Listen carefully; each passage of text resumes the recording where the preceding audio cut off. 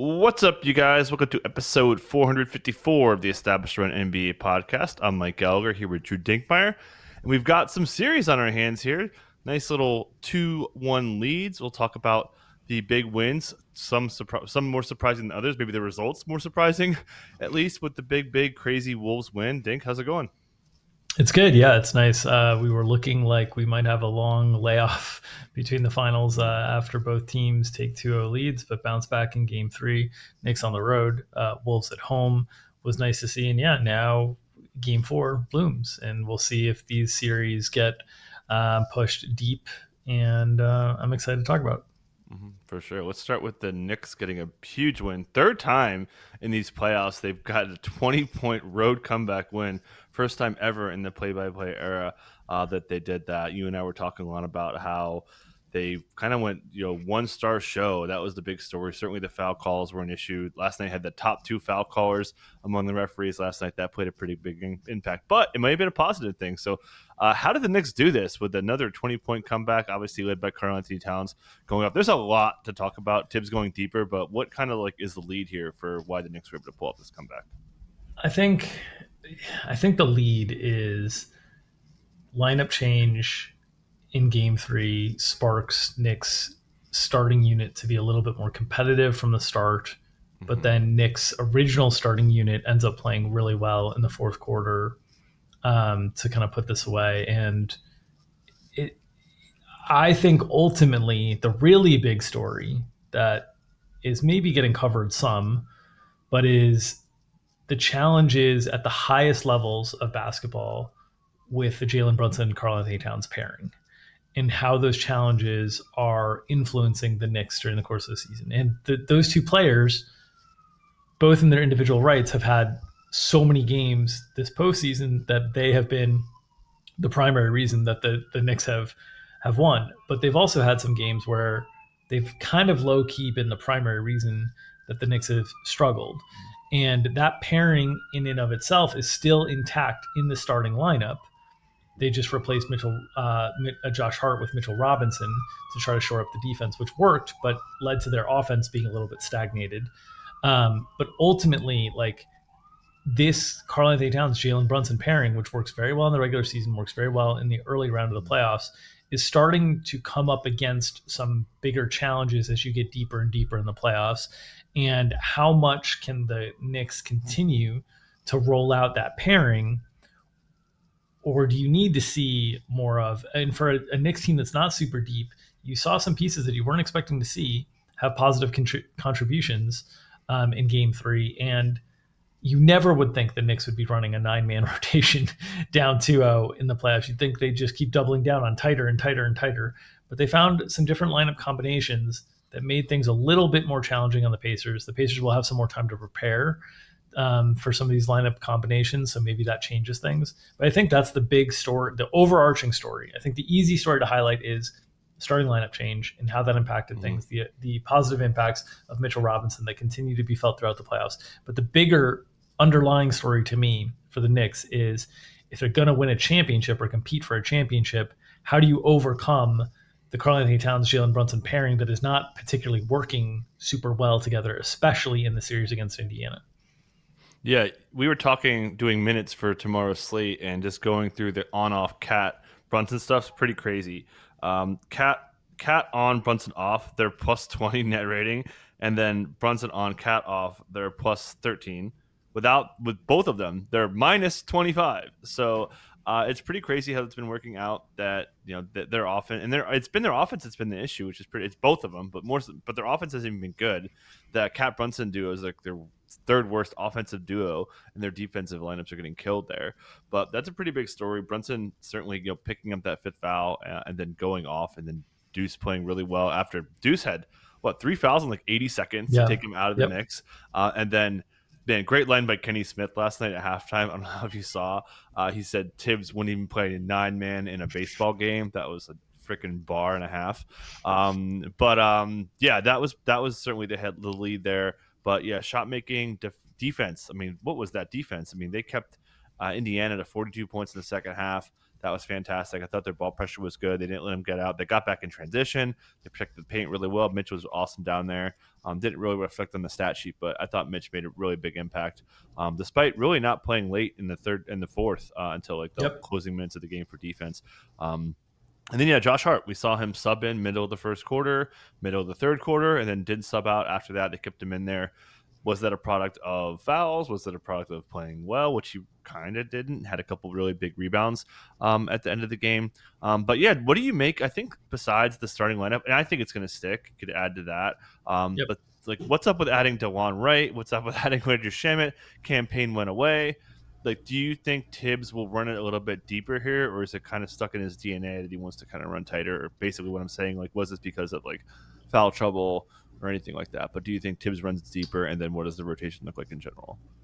I think he'll continue to explore. I think like we all had the instant reaction that okay, DeLon Wright, the only purpose that he's serving is Deuce McBride had 3 fouls. Mm-hmm. But then in the second half, DeLon Wright plays and overlaps with Deuce McBride in a way that you're like, okay, maybe Tibbs is seeing something here that he wants to test out kind of defensively. And I think there's a couple things that while there's room for optimism in terms of the Knicks maybe starting to optimize their lineup combinations a little bit better, and if you look at the first 3 games, and it's like, oh, if we just don't maximize Towns Brunson in terms of our minutes together, we are in great position in this series. And that could be like a very simplistic thing to take away and be like, oh, they're going to approach that, and thus the Knicks are in better shape now. I think one of the things that will happen is Indiana had gotten into such an awesome rhythm and flow of attacking those two people defensively, Brunson and Towns, just over and over again. And when you get into a half court situation and both of them are out there, Indiana has 2 different pressure points that they can keep applying. What I think the benefit was of getting one of them off the floor is just generally the Knicks defense, the rest of the guys the Knicks are playing are like plus defenders. And so you get to a point where there's just 1 point of potential attack, and the Knicks can kind of help and cover that up and send late help and different things and just disrupt the flow. I think Indiana can figure that out over time. Like Indiana is very, very good offensively at figuring out how to attack a weak spot. So even with one of Brunson or Cat out there and not both of them out there, and look, there will be times where you need to play both of them out there as well. I think Indiana could potentially find better rhythm at that and make some of this moot. So my note on whether they'll go deeper or not, I think DeLon Wright is like 50-50 to see minutes in game 4.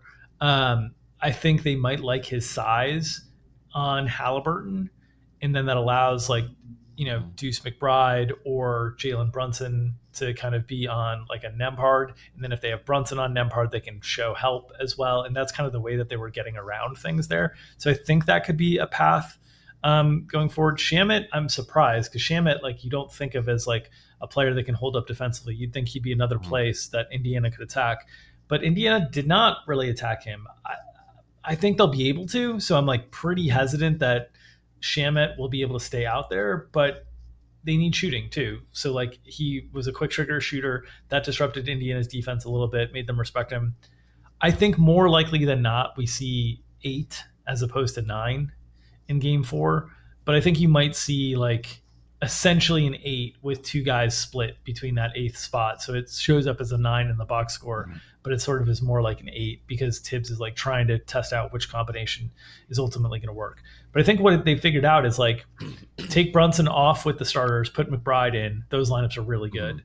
Take Cat off with the starters, put Mitch in. The original starters. So put Hart in now, and those lineups are really good.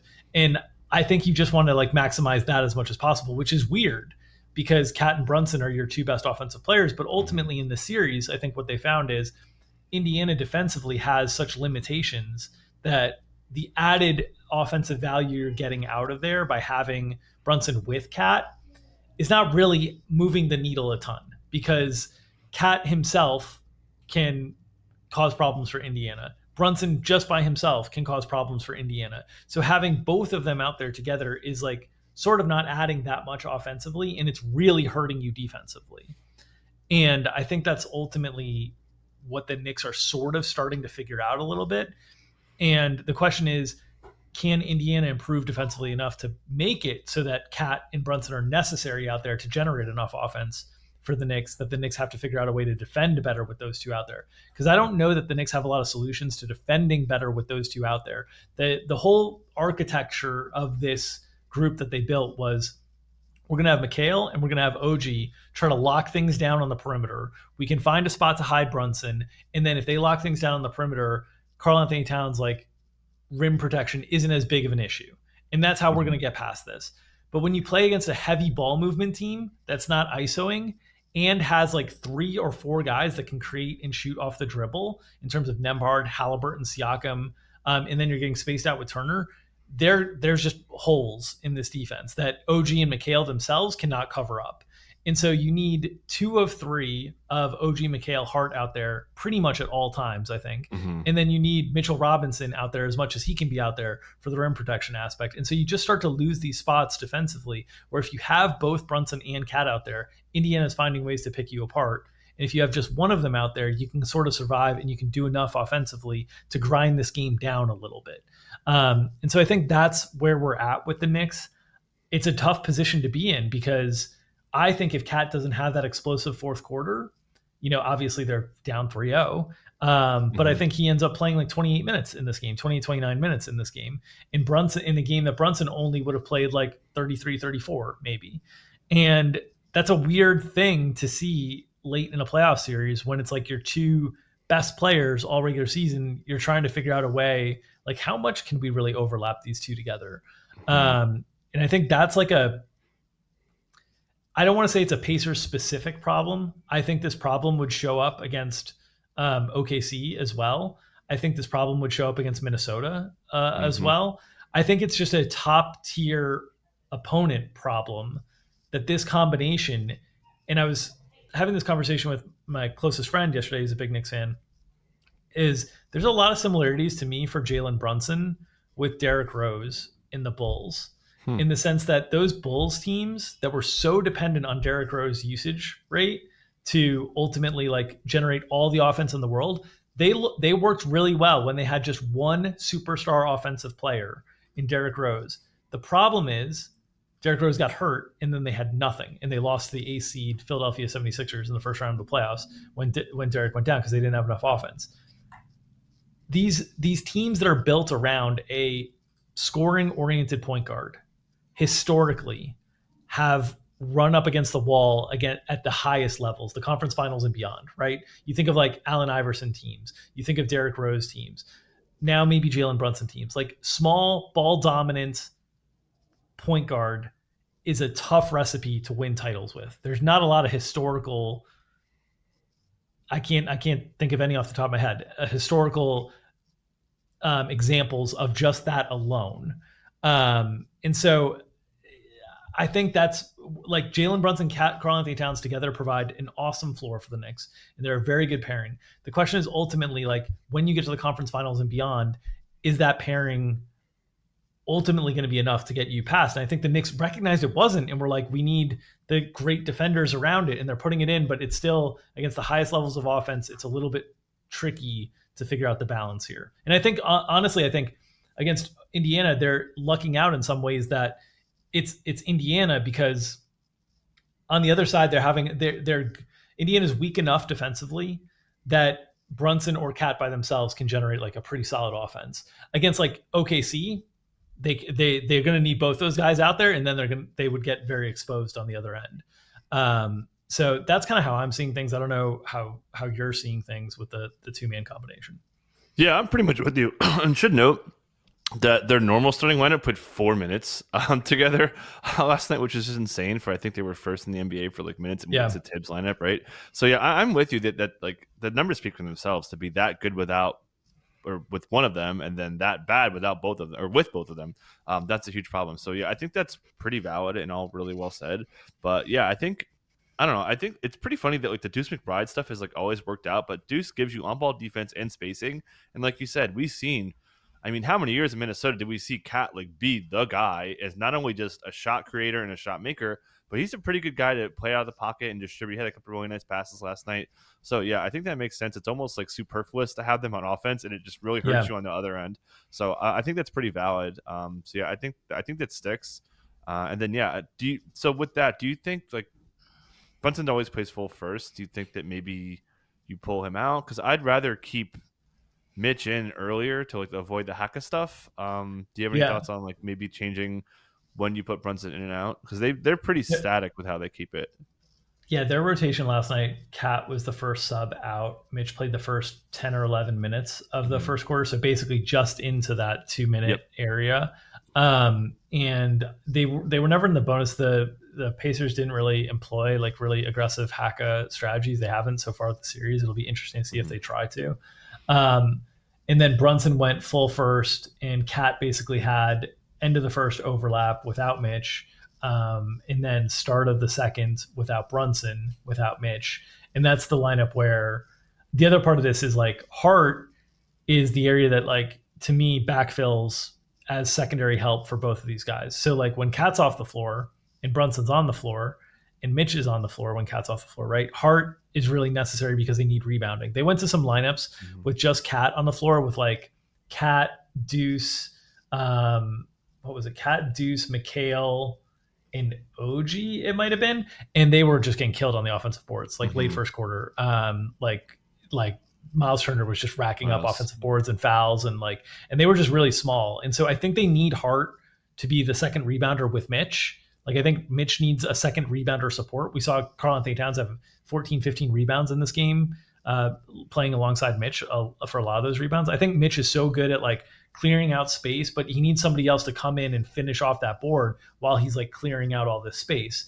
And then I think when Brunson's off the floor, I think Deuce McBride isn't a good enough initiator that he can initiate a whole offense by himself. He needs a secondary initiator out there. And that's where I think Josh Hart, also, if Josh Hart is now an initiator, he doesn't have to be a floor spacer. And so Deuce can be a floor spacer, McHale can be a floor spacer, and now all of a sudden and Cat can be a floor spacer, and you can sort of play five out essentially with Hart when Brunson's off the floor. So I think Hart is kind of the connector for when one of those two guys is off the floor. Hart should be on the floor with those guys. And so from a rotation standpoint, in terms of when Brunson's coming back in, I thought what they did last night was basically fine. And he got pulled late third. I think that was it wasn't due to a foul. He got pulled late third, so a slightly different rotation. He had four. He still had four. Yeah, so that's true. That's true. He had four at half. Yeah. That's true. He had four at half. Yeah. So I think the rotation for Brunson is probably the same, and the Cat rotation is the one you're kind of messing with. The tricky part to me is that last 5 minutes of the game.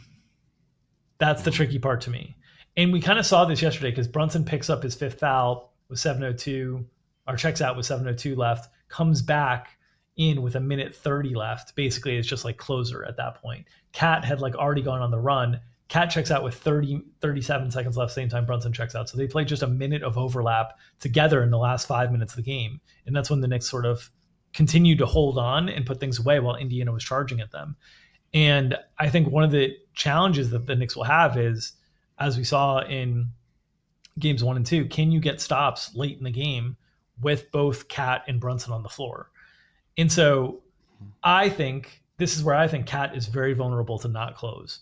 And I think we got there through Brunson foul trouble plus Cat like really, really playing well in the game 3. And it kind of worked that you just had one of them on the floor at the same time.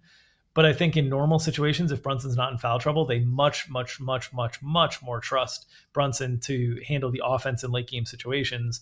And so I think Cat is vulnerable to not potentially closing. And in this game, Mitchell Robinson didn't really close until the very, very end. I think it's more likely that you see the Hart over Cat kind of line up to close, which gets weird and funky but basically when Brunson's out there, what is the point of Cat? Brunson's dribbling around for 17, 18 seconds and taking a shot.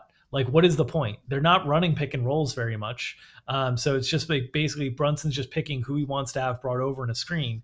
And so Cat isn't serving a huge purpose offensively. And then the defense is taking a big hit. And this is the other part of like the differences. I know, I think might have been Aaron Jones, A. Jones that was tweeting about this, but like the difference between Halliburton and Brunson in terms of like late game situational awareness, like in games 1 and 2, where game 1, Indy's trailing and you see Halliburton push, fast, three-pointer, hunting three-pointers. You see game 2, the Knicks are down and Brunson is still like grinding, and then two-pointer. And it's like you just run out of time at the end. And then they got one Mhm. 3-point shot up to try to tie it that was like a long distance shot. And Halliburton was extending that game like 2-3 extra possessions by how fast he was playing. Brunson was not, because Brunson can't play that same way. Like he has to play this methodical way. And it's sort of a limitation. It's challenging because Jalen is so good in these clutch moments and it's so good late and tight. But if you're late and playing from big ahead, you probably want just Jalen out there. And if you're late and playing from behind, you might want Cat out there over Jalen and Deuce and just Mhm. trying to push and play faster because Jalen is just too methodical. So it's like a very weird combination that the Knicks are fighting through this series. So the late game, that last fourth quarter rotation is the one I'm most interested in. I think it's going to end up Yeah. being Hart over Cat with the rest of the starters. Yeah, I think that's pretty fair. And you can make a case that like why did he change the starting lineup? It's because they're getting killed in pick and roll. They have really bad half court defense. Those are like cat problems. So Yep. definitely with you there. And then last note, like I mentioned, the 4 minutes of the starters, 3 of that was in the fourth. And do that like I don't know. I think there's a chance that closes and just like all right, get to the There's close a and chance. There's a chance for sure. For sure. pretty good chance. I'd say it's almost 50-50. Yeah. Yeah. I would agree with that. I You would agree sound with okay. that. You sound like you're more like 60-40 now. No, But I mean somewhere in there 50-50, yeah, 60-40. yeah, I'm not like 80-20. But I yeah, think yeah. the thing is like the moment you stop getting stops with that lineup, Yep, if you're yep. Tibbs, you got to start thinking like, okay, like we got to, because the whole reason they're not up 2-1 in the series is not being able to get stops in the last 5 minutes of the Mhm. game. Yep. And so ultimately like that's my, that's it's a it's a trigger, it's a trauma that you're dealing with after game one. So I think if they are playing well and they are getting stops, like yes, that momentum that team could carry over. They will get a stint in the middle of the fourth quarter with those 5 starters. The question is, will they finish? I don't. That's where I think Mhm. you would get a stint at like the 7-8 minute mark, and then if it's going well, you finish out. If it's not going well, Mitch is coming in for Cat, would be my guess. Um, the Mitch in for Hart stuff, I don't think it's that great. Like I Yeah. honestly, I think we're just doing something to appease the fact that you have your 2 star players in Brunson and Cat, that you can't bench one of them. So like Josh Yep. Hart, you're the fall guy in this situation. Mhm. And because I don't think like they got off to a fair start, but it was basically like playing them even in the first 6 minutes instead of playing them down. And I think there's still like there's a lot of offensive limitations that it's clunky with Brunson and Mitch and like and Cat. It's just a little bit clunky. The defense is better with Mitch out there, but it's still not their best version. So I think ultimately the best version is either McBride with Cat and the rest of the starters, or Brunson. Like OG Bridges have to be out there. I Yep. think. Um, I think ideally Mitch is out there, but I think that comes down to like Jalen or Cat situation. Like if it's Cat and Yeah. Mitch, great. Then it's Deuce. Um, Yep. but yeah, I think ultimately like at the very end of the game, we're gonna see. I'm guessing we're going to see Cat sitting for the final 3 minutes of one of these last couple of games in the series, and Mhm. it's going to be a big talking point. Yep. I mean, this happened a couple games ago, so I'm with you there. Yep. And the last thing I'll say on the Knicks before we talk Pacers adjustments there, like, man, your Knicks friend Gary Hartman, shout out Gary. Like, man, you guys are going through it, man. Like this is like so stressful. Like I'm just like sweating some best ball stuff. It's like Yeah. torture, man. Yeah. That's all. I just like this is like one of the most bumpy rides with the Pistons Yeah. series up and down. Gary. Well, Coming back like this, Gary declared the series over. He declared the series yeah. over. So I don't know if the Knicks So won the did I. title. Gary. So did I. But I'm not. Gary. If Gary, love you. If the Knicks win the title, you don't get to Yep. witness it. That's the rules. Sorry, you declared it over. Just kidding. Yeah. But yeah, no, that emojis, it's yep. they're going through it for sure. Yeah. So let's talk Pacer stuff. I think the big thing rotation wise is like Ben Mathurin, like mega nuke. He may have I was joking like Ben Math 0+0=0 minutes for like when we saw Shepard subbed in there. That's crazy to me. McConnell's been awesome. Like every game he's been really good. And then I think another big thing is Tony Bradley has like iced Thomas Bryant, which I Yeah, think makes sense to kind of neutralize that rebound. He was really good. Had a nice couple he's steals very down good. low for some interior scoring. Shout out Tony Bradley. Obviously, Halliburton static. Aaron Neesmith hurt his ankle. This is not the same ankle that cost him a month and a half, 2 months earlier this year, for what it's worth. We saw Siakam cool off a little bit, which I thought was going to happen. Then Miles Turner, I thought had again another really big impactful offensive game. Unfortunately for us, was rolling to the basket like so much and filling the paint with the extra ball spacing on the perimeter. Thought he was great, and then Nemhard, as usual, really well, but played really well. But anything you notice on possible changes that could come for Indiana? I don't think they really needed to do too much. They just had like a couple of really bad stretches in the second half, so I'm not really expecting much to Yeah, change. But what about you? I think the only thing that I'd say that should change for them, I think rotation wise, they've figured out who their best guys are at this point. Mm-hmm. I think they're going through some of the same problems with Mathern and McConnell that the Knicks are going through with Cat and Brunson at a much lower Mm-hmm. extent, right? Which is like, if McConnell is generating all this offense, why do we need Mathern kind of out Mm-hmm. there? We might as well get the extra defense on the other end of the floor, and that's where Ben Shepherd is having an impact defensively, and also giving a little bit more floor spacing to operate because Ben Shepherd is a slightly better 3-point shooter than Mathern, I think. So ultimately, they're going through that same thing. I think you might still see kind of the token um, rotation from Mathern, but if Shepherd is able to stay out of foul trouble, which is tough because he's got a big defensive responsibility, I think he will take the bulk of those minutes. And then Tony Bradley has been phenomenal. He's really like bodied up with Mitch Robinson and made it so that Mitch Robinson is not wreaking havoc when Tony Bradley is on the floor. Mitch Robinson is still very impactful, but when Tony Bradley was off the floor and it was Thomas Bryant, it was like Mitchell Robinson was Godzilla out there, just like literally like taking over everything and like competing with every board. Indy was having like jam everything tight to try to contest with boards, and Tony Bradley's like handling it pretty well in terms of boxing him out, keeping like Tony Bradley's a pretty good positionally defender. He's not the most agile guy in space, but he's like pretty good with where he is positionally, and that's enough for slowing down Mitch. Mitch is still having a lot of impact, and so I think they've kind of figured that out a little bit. And then in terms of adjustments, I just think the big thing for them is going to be figuring out, how to more. I think sometimes their offense just lost a little bit of its rhythm and its flow, like trying to hunt the one spot. Because when they're hunting with two spots, when Brunson and Cat are both out there, I think they feel like they can go quick and they will get to one of the two spots with their normal like motion of their offense, and then they can attack. And I thought when it was down to one of those two guys out there, it felt like they were trying to find where the guy was and then like bring him into action and then try to hunt and attack and go from there. And I thought they were just going a little bit slower than they had been going before when there were two guys out there. So I think that's just like an adjustment of like just trust that you will find that spot to attack instead of having to set the whole offense up to try to attack it. I thought that was, like a small adjustment. I think Indiana will probably figure that stuff out, would be my guess. I also thought it was interesting that I was very excited to see the opening matchups where I see Brunson on Nembhard, and I was like, and so I bet Nembhard to overs, like I said I would. They did not end up cashing. But there was an unusual amount of OG that ended up on Nembhard as well.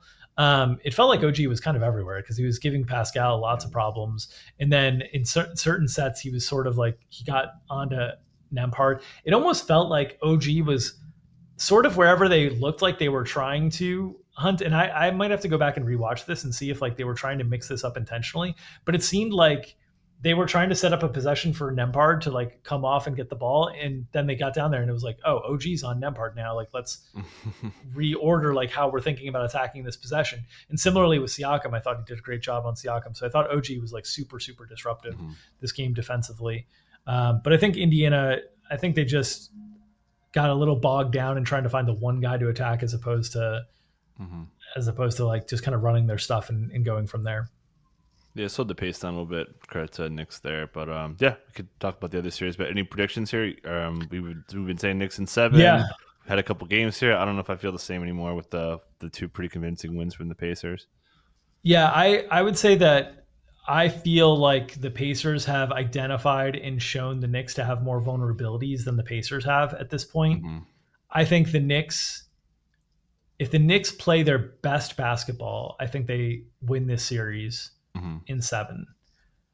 I that's a lot to ask. Like if the Knicks play their Mhm. best basketball the rest of the way, I think they win in 7. So I would certainly say that the markets are appropriately shading towards Indiana as favorites at this point in time.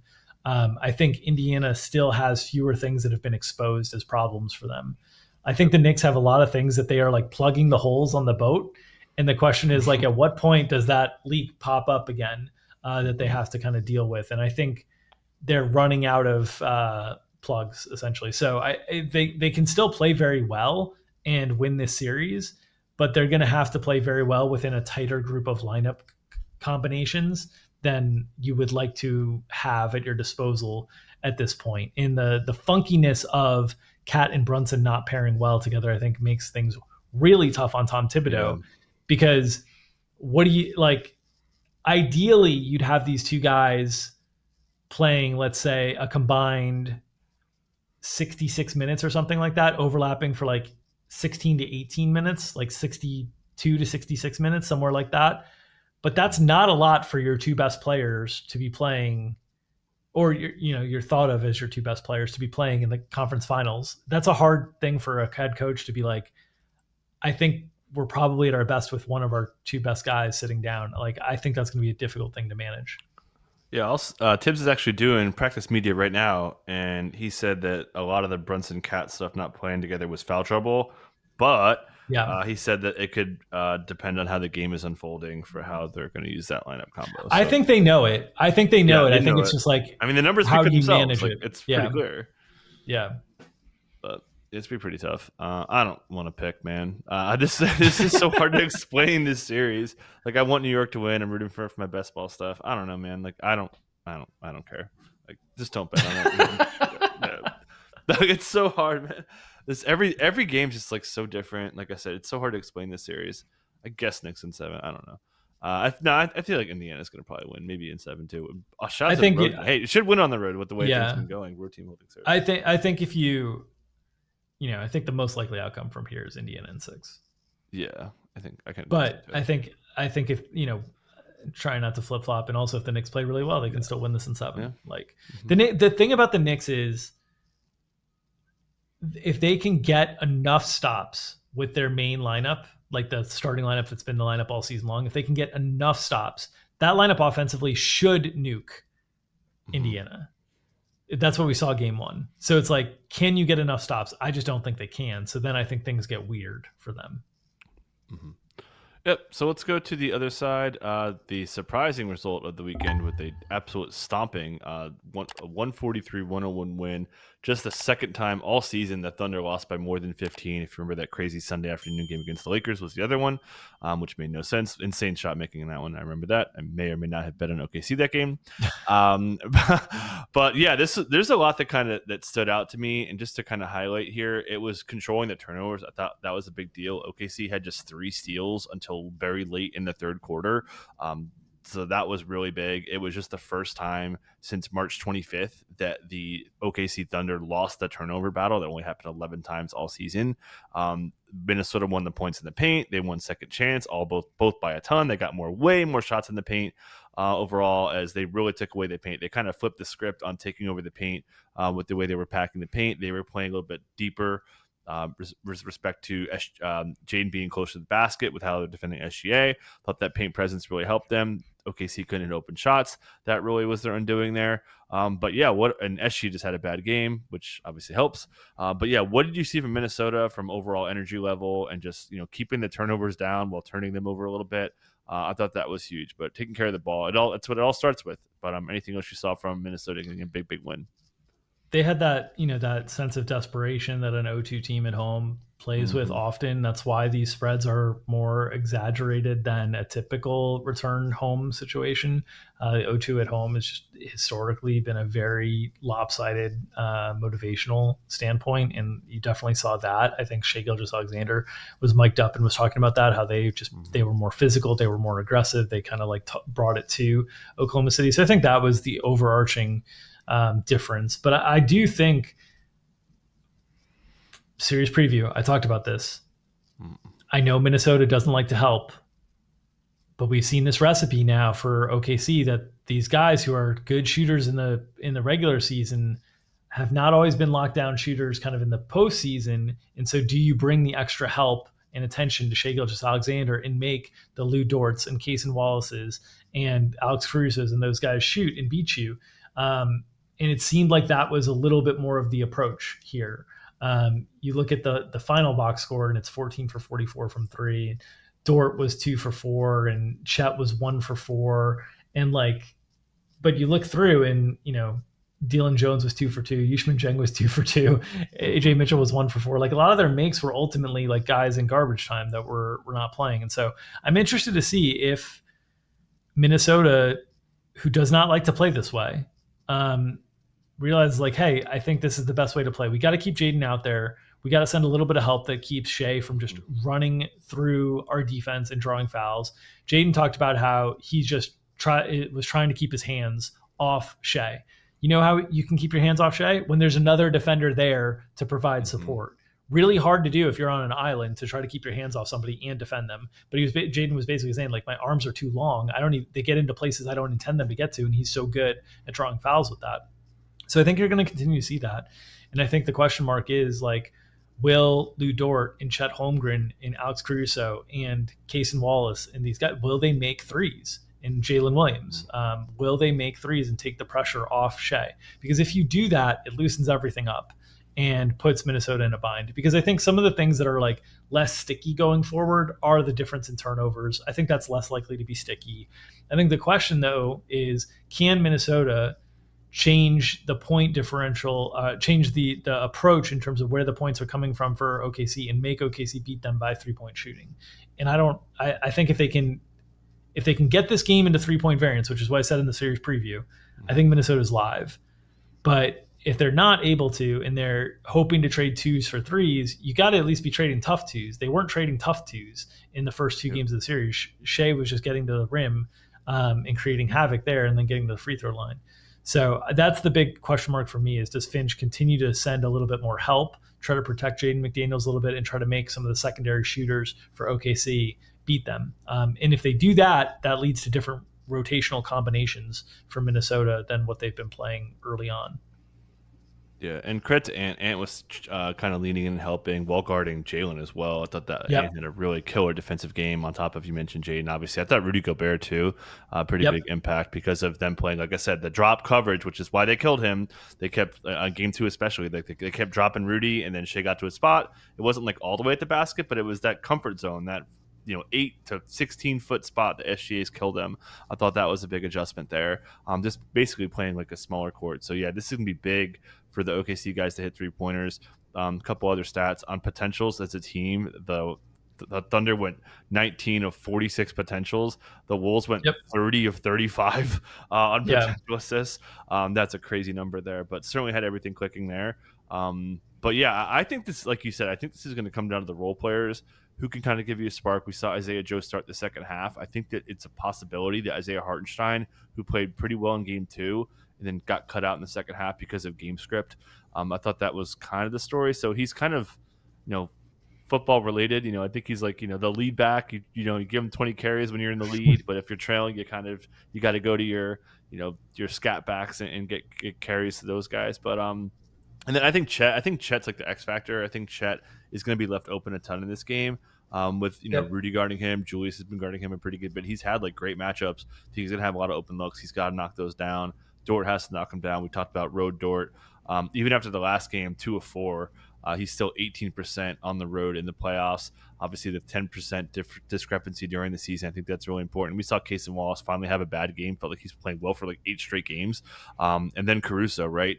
I was digging in. This feels like, a quote-unquote big game for OKC, like the quote-unquote big games. Caruso's played 28, 27, and 27. Game 7 was even a blowout. He probably played over 30.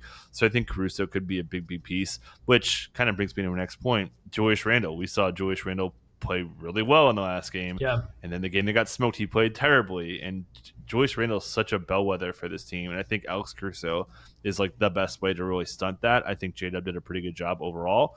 And Randle kind of did his thing. But yeah, I think Caruso's going to be a big piece. I think he could swing it in a big way overall. But anything else want to mention on like OKC's rotation before I do want to talk about Minnesota's offense besides the turnover advantage? Yeah. So what I was mentioning with the way that Minnesota defends, how it impacts kind of the rotations for both teams, I think you highlighted that if Minnesota is defending in a way that is forcing you for more floor spacing, right? You either need to change where you're attacking on the floor, which means like getting Shea into more like sort of like cleared out, isolated side pick and rolls. Um, or like, but Shea likes to attack from the top and the middle of the floor. And so if you're going to attack from the top and the middle of the floor and they're going to pinch in, you need to have more shooting on the floor. And so I think it's either you continue to play big, but try to empty aside and get into side pick and roll stuff with Shea. But that is not his game. And I like, not that it's not his game. I would say that's just not, those aren't his spots, right? His spots are more in the middle of the floor. And so I think that means you end up playing smaller if Minnesota continues to defend this way, where they're like pinching in and forcing you to beat them at the 3 point line with shooting. And I think that would mean less Hartenstein, more Isaiah Joe, more Caruso, maybe more Aaron Wiggins, but it depends on how he's shooting. Um, and then for Minnesota side, if you're defending that way, where you're kind of pinching in, I think you're wanting a little bit more size because you're going to have to contest with length instead of quickness, right? Like you're trying to shrink the floor. And so I think Rudy is out there a little bit more in these defensive efforts. And then I think some of the bigger wings, like Nikhil, I think is out there a little bit more. I think Julius Randle, it's just depends on what Julius Randle you get. He's got the size to sort of bump and disrupt and try to like be extra hands that Jaden doesn't need to have when guarding Shea and then get out and recover. But it's not Julius's best spot to do that stuff. So I'm interested to see if we get, what Julius Randle we get. When we get a really good Julius Randle, it's really tough to beat the Wolves. When we get a really bad Julius Randle, it makes them pretty vulnerable. And so I think you saw in this game, like, Conley was largely effective, still not making shots, getting like open shots, still not really knocking down shots, just 2 for 6 from three.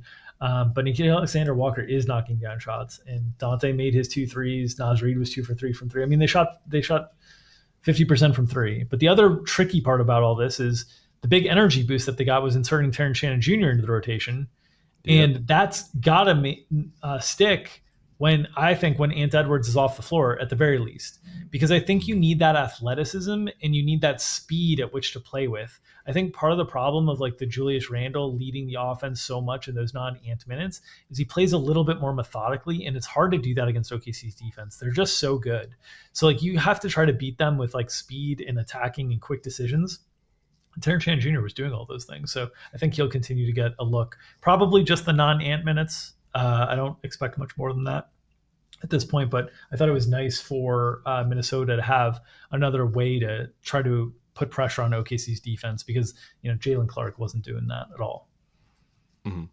And then last note I wanted to hit on with Rudy Gobert, not last note, but another note, Rudy Gobert. And my favorite new stat to track was his 4.8 screen assists in the regular season that dropped to 1.9 screen assists in the first 2 rounds. This series, he's up to 6.0. He's been like screening way more. I think that's been pretty valuable to how their offenses look. It looked a little bit more comfortable with just kind of spacing them out, setting like way higher screens, I thought, for Ant to kind of get downhill a little bit better. He didn't really get downhill much. He only had 7 drives, but that worked for Julius. He set some screens for him. But I thought Rudy Gobert was a pretty big impact on both ends of the court. So I think he could be a pretty, pretty sizable piece. We talked about Julius Randle. So I think Naz Reid, despite having a pretty good first half, I could see him getting squeezed a bit. I think Rudy's like really important from like a defensive standpoint, and from an offensive table setter. I don't know if he's going to score because their paint protection's so good, so it's hard to like bet into that. As people who he did his over last time, but yeah, I think Rudy Gobert should be pretty good. And then so the last thing I want to know, you talked about Terrence Shannon, like non-Ants, sure, but like who does that cut into? They got to take care of the ball. You don't take care of the ball against OKC, you're going to lose. So, like, does he cut into Dante, who's been bad? I thought, like you mentioned, Nikhil's hitting his shots. So, like, where does Dante DiVincenzo? It's not Nikhil. Generally been pretty bad. Yeah. That's how I think it's not Nikhil. I think it's Dante or Conley. But it also could be Terrence Shannon Jr. was like pretty turnover prone in college as well. So, like, if it goes bad for Terrence Shannon Jr., it might be less than the non-Ants, right? It might be like 3 or 4 minutes of Terrence Shannon Jr., like he drives recklessly 3 times and then Finch is like, nope, it's not. We're not doing this tonight. So I think, I think if I had to rank who it's most likely taking from at this point, I would say Dante, number one.